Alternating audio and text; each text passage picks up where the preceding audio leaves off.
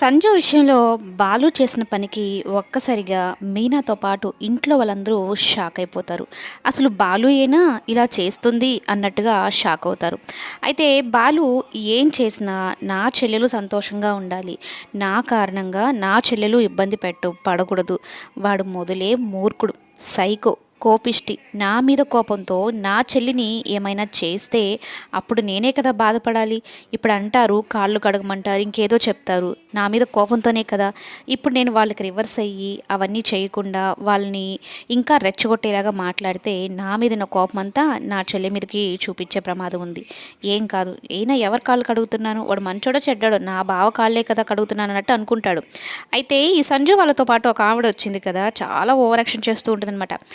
మౌనిక వాళ్ళ భర్త కాబట్టి సంజునైతే కాస్త క్షమిస్తాడేమో, కానీ ఈమె చేసే ఓవర్ యాక్షన్ అయితే అసలు తట్టుకోలేకపోతాడనమాట బాలు. ప్రభావతి ముందే అనుకుంటూ ఉంటుంది, కాళ్ళు కడుగు ఇవి ఇవి అని అంటున్నారు వాడితో, వాడు కాళ్ళు కడిగే టైపు కాదే తల్లి, ఇరగొట్టే టైపు, నువ్వెందుకు వాడిని గెలుక్కుంటున్నావు అన్నట్టు అనుకుంటూ ఉంటుంది. కానీ ఆవిడ ఎన్ని మాట్లాడినా కూడా బాలు మౌనంగానే ఉంటాడు. అవునా, సరే అలాగే చేస్తాను అలాగే చేస్తాను, కేవలం మౌనికని దృష్టిలో పెట్టుకొని, మౌనిక ఇబ్బంది పడకూడదన్న ఒక్క కారణమే తన మైండ్లో పెట్టుకొని చేస్తూ ఉంటాడు. బాలుని ఎంతలా అవమానించాలో, ఎన్ని రకాలుగా అవమానించాలో అన్ని రకాలుగా ఈ సంజు వాళ్ళు అవమానిస్తూ ఉంటారు. అయితే బాలు కాళ్ళు కడగాలి అంతే కదా, బావగారు మీరు వస్తారా, నన్ను రమ్మంటారా కాళ్ళు కడగడానికి అన్నట్టు మాట్లాడడంతో ఆ మాటలు ఎలా ఉంటాయంటే, బాలు మాటలు నన్ను కొట్టమంటావా నువ్వు కొట్టించుకుంటావా రా అన్నట్టు ఉంటాయన్నమాట. ఈ ప్రభావతి ఏం జరుగుతుందో ఏమో, వియ్యంకుల వాళ్ళ దగ్గర మాట వస్తుందేమో అన్నట్టు భయపడుతూ ఉంటుంది. మౌనిక ఏంటి, అన్నయ్యని ఏమంటాడో ఏమో, అన్నయ్య కోపంతో ఏమైనా చేస్తారేమో, అన్నయ్య మళ్ళీ పోలీస్ స్టేషన్కి వెళ్ళాల్సి వస్తుందేమో, అన్నయ్య చిన్నప్పటి నుంచి ఎన్నో కష్టాలు పడొచ్చు అన్నట్టు ఆమె ఆలోచించుకుంటూ ఉంటుంది. ఇక సత్యం ఏం గొడవ జరగకుండా సర్దుమనగాలన్నట్టు చూస్తూ ఉంటాడు. అందులోనూ బాలు చేసే పనులకి సత్యమే షాక్ అయిపోతాడు అనమాట. అసలు వాళ్ళు మాట్లాడే మాటలకు, చేసే అవమానాలకు బాగా కోపం వచ్చేస్తుంది బాలుకి. కానీ ఆ కోపాన్ని అంతా దిగమింగుకొని చెల్లెల కోసం వాళ్ళు చెప్పినవన్నీ చేస్తాడు.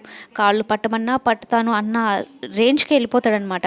కానీ వీళ్ళు వేసే వేషాలు అయితే మామూలుగా ఉండవు. కానీ అన్నిటిని సహించి కేవలం తన చెల్లి కోసమే అన్నట్టు ఉంటాడు. ఒక్కసారిగా అలా చేసేసరికి ప్రభావతి మనసు కూడా ఆటోమేటిక్గా కరిగిపోతుంది. వీడు ఎందుకు ఇలా చేస్తున్నాడు, వీడి క్యారెక్టర్ ఇది కాదు కదా, కానీ వాళ్ళు చెప్పేటివన్నీ చేస్తున్నాడు ఎందుకు అన్నట్టు.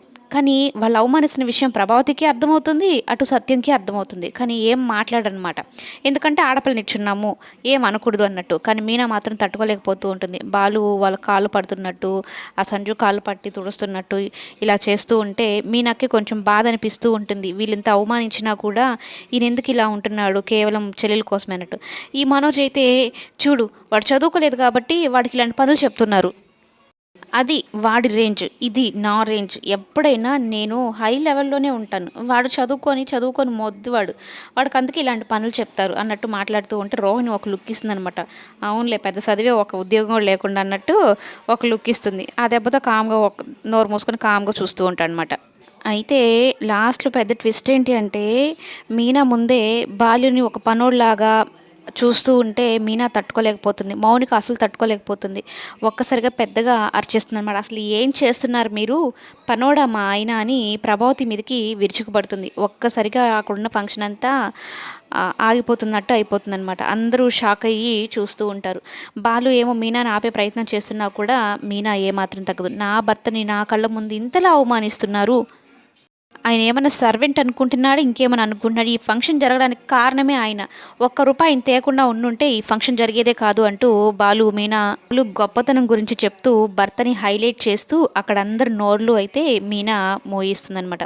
ఒక్కసారిగా అదిరిపోతుందనమాట రేపటి ఎపిసోడ్లో ట్విస్ట్.